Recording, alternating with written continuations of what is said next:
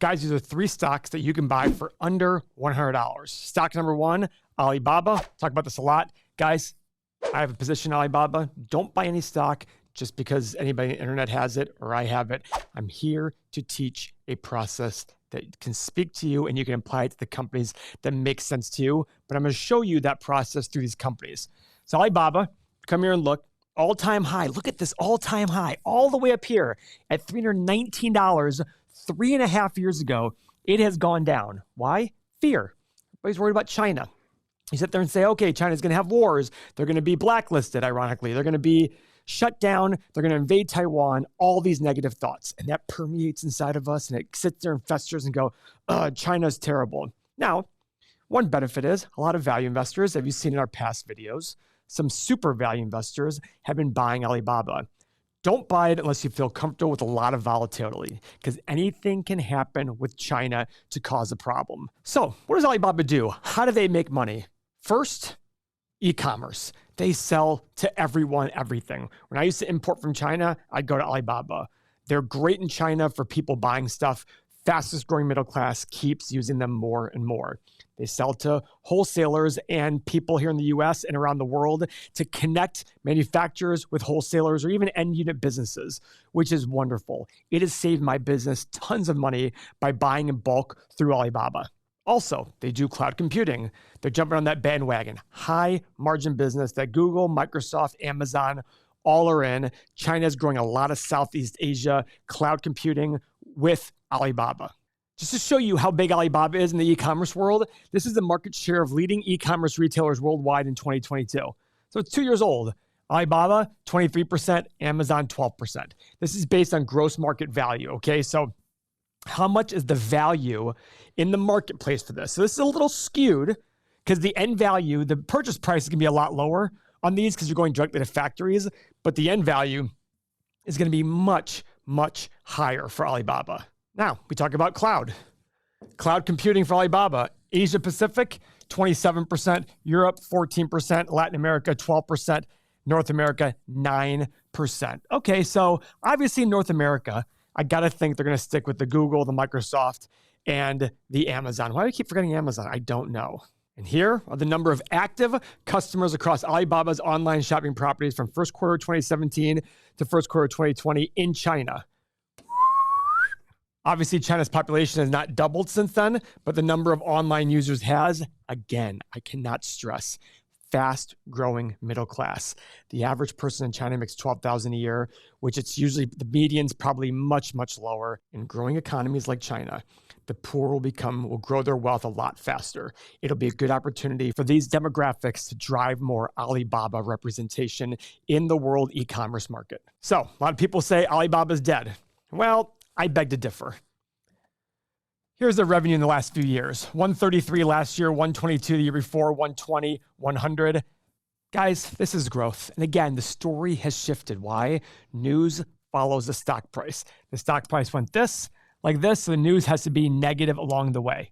But it is not a dying business. You cannot have a dying business that is growing. Can it grow at a lower pace? Absolutely. That's not dying.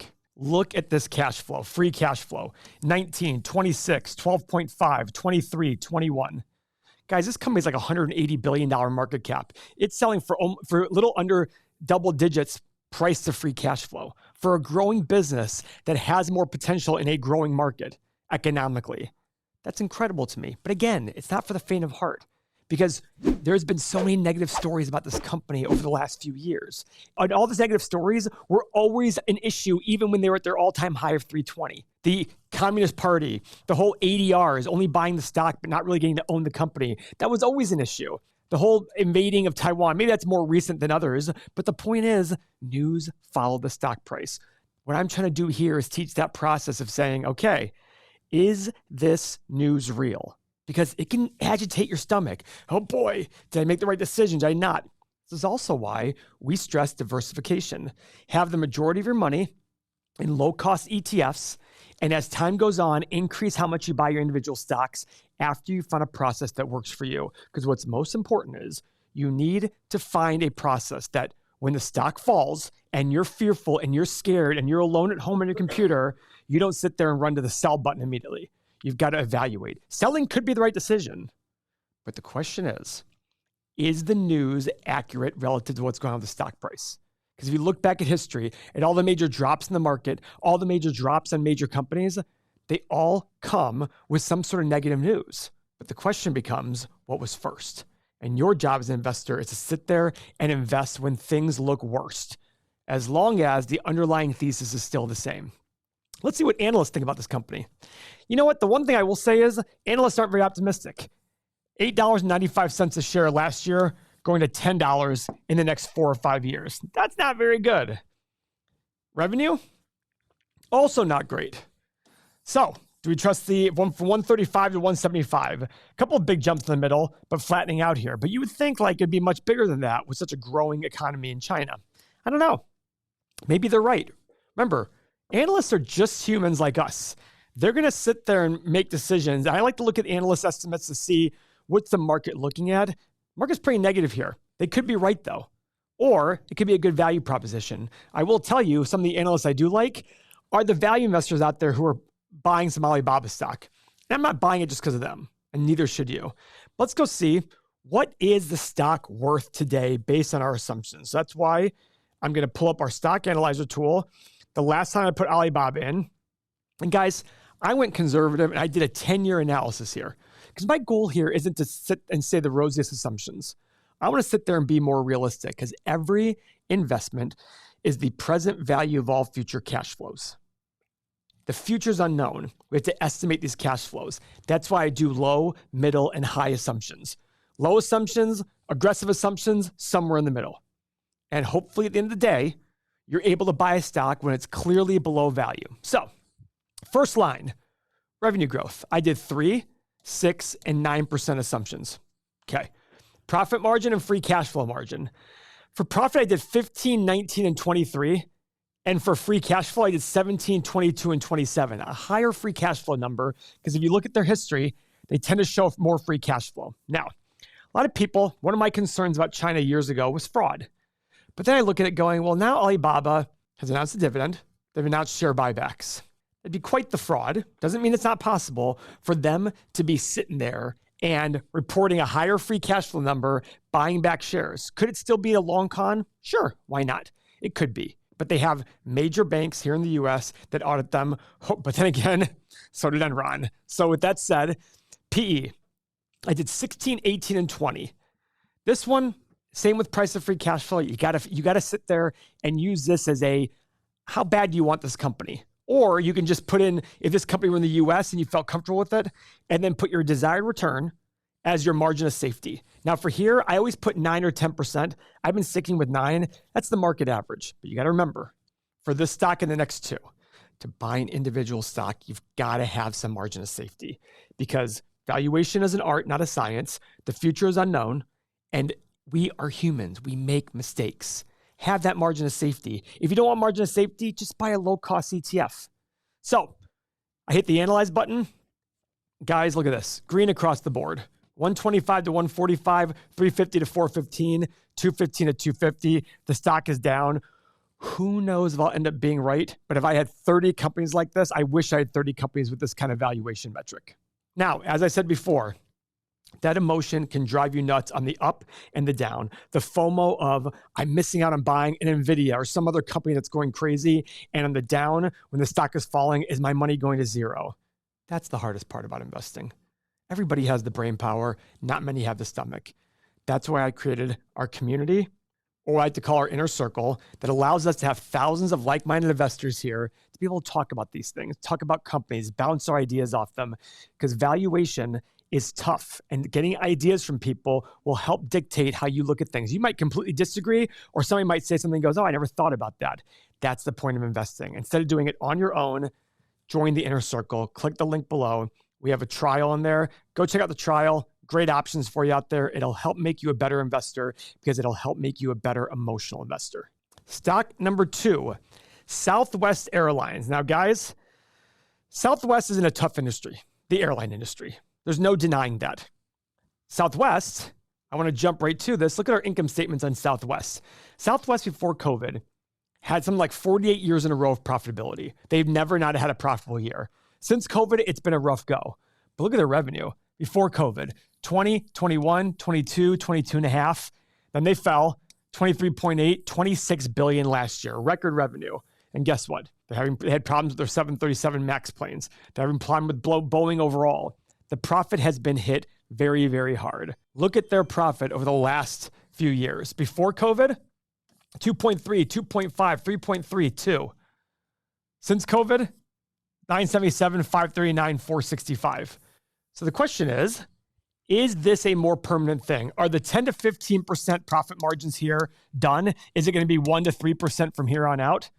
You know my opinion. I don't believe that. I own Southwest. Again, don't buy it just because I do.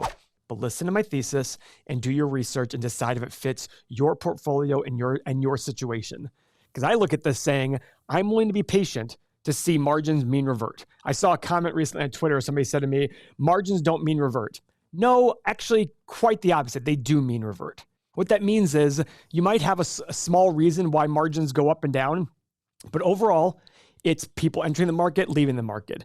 This is driven by their issues with the computers and temporary problems that I think they're going to get through. So the question becomes, forget about 8 pillars, doesn't matter.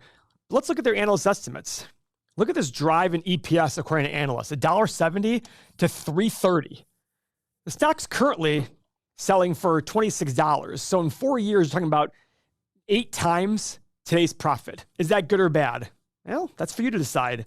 But look at revenue, just growing, 28 billion, 30 billion, 31 and a half, 33 and a half, 35 and a half. Listen, again, I don't know what's going to happen with Southwest. What I do think, though, is the days of 1 to 3% are probably close to done, if not done.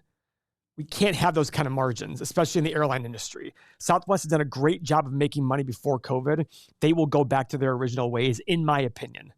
So when they do go back to their original ways, what is the company worth? Well, let's pull it up in our stock analyzer tool. 10-year assumptions, I did 2, 4, and 6% revenue growth. Nothing insane. 8, 10, and 13% profit margins, same with free cash flow. So I went a little bit lower on the low side. Actually, 10 to 15 was their number before COVID, and went a little bit higher on the high side. PE, best run airline in my opinion. So I did 16, 19, and 22 for PE and price of free cash flow. And again, 9% across the board, no margin of safety. Stock's currently at $26.50. I hit the analyze button. I have a low price of 53, high price of 140, middle price of 85. So far, these are two companies selling for $100 that you can buy that potentially have some great returns in them. But remember, guys, the price of the stock doesn't matter. Before I get to stock number 3, that just had a stock split. Stock splits are done, low prices are kept, so it keeps retail investors active. Warren Buffett, Class A shares are 610,000 because he only wanted people to buy the company who could afford to because they would be long-term minded individuals. It's purely a price manipulation. Your ownership does not change at all. Why? Because they give you equal number of shares. If a company has 10 shares and you own 1, you own 10% of the business. If they have a 3-for-1 stock split, they go from 10 shares to 30 shares. But guess what? You go from 1 to 3 shares. So you still own 10% of the business. Don't fall for the trap. Stock number 3 that just had their 3-for-1 stock split a few months ago, Walmart. And Walmart has been on a tear. 22% up year to date, 33% up over the last 1 year. And look at this. Walmart's market cap, $526 billion. Enterprise value, $678. Kind of surprising. Guys, everybody thinks Walmart's this terrible company that makes tons of money. Look at this profit margin. Last year, 2.4%. 5-year average, 2.4%. I always tell people it's 4%. It's 2.4%. Now, are there positives? Absolutely. Let's go look at the positives for Walmart. Guys, so number of Walmart stores out there, I like this. It's actually declining. The reason I like this in the retail business, focus on your more profitable areas. Get rid of the ancillary areas. Just focus on more profitable areas and growing areas where you can sit there and really make your buck. If you're in a population that's stagnant like Northeast Ohio, get rid of the crappy stores. Focus on the ones that really make you money. And I love that about Walmart. Next thing, e-commerce. Number 2 e-commerce company in the United States. They have major growth in their e-commerce. Obviously, Amazon is number 1. But even over Apple, over eBay, Walmart is number 2. People think I'm crazy. Go on Walmart right now, walmart.com. You can buy a $50,000 or $100,000 Patek Philippe watch because they're treating it like Amazon, where you can sell anything on there, which I love. Now, some other key metrics about Walmart that are great that people would love. Peaslee dividend eats up 1.2%, eats up $6 billion, their $15 billion free cash flow. But guys, pretty solid ROIC for a big company. Over 10%, and last year over 11.5%. That's pretty effing solid, not gonna lie. So what do analysts think about profit at Walmart? Really surprised by this growth level.